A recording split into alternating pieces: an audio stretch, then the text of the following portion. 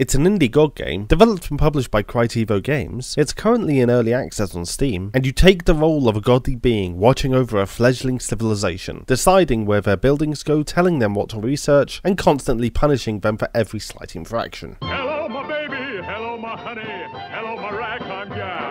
The interface is surprisingly easy to use. The game has a great, almost cartoony art style, there's a large variety of technologies and god powers to unlock even in early access, and the game is very absorbing, keeping you playing for hours without noticing.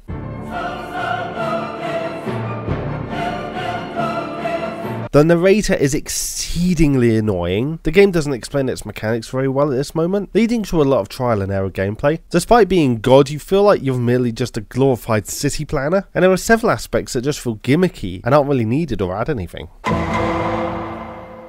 I'm a bit of a sucker for god and simulation games. I've spent way too much of my life on city skylines, and I actively avoid The Sims these days, as I'd never get anything done while playing it. So when I heard about the Universim, a game where you controlled civilization from primeval times to who even knows where, I was excited. Even though it's still in early access at time of writing, and there are a few aspects that bug me, the narrator commenting on everything you do for one, I really enjoy this game and think it's got a hell of a lot of potential. At the moment you're stuck in the Stone Age for about 90% of playtime, and then accelerate through medieval to modern-ish times at breakneck speed, but if further eras were fleshed out as much as the Stone Age, then there's a lot of content to be had here. Even though the game gets a bit harder when your population inevitably starts to explode, what with outbreaks of plagues and insufficient amenities, there still doesn't feel like anything's standing in the way of your civilization. No rival factions or extremist social ideals. Hopefully more dynamic challenge will be forthcoming, but my biggest issue with the game is probably its attempts to innovate, where innovation is not actually required. For instance, in order to save the game, you need to build an archive in the world. Then you have to appoint one of your people to curate it.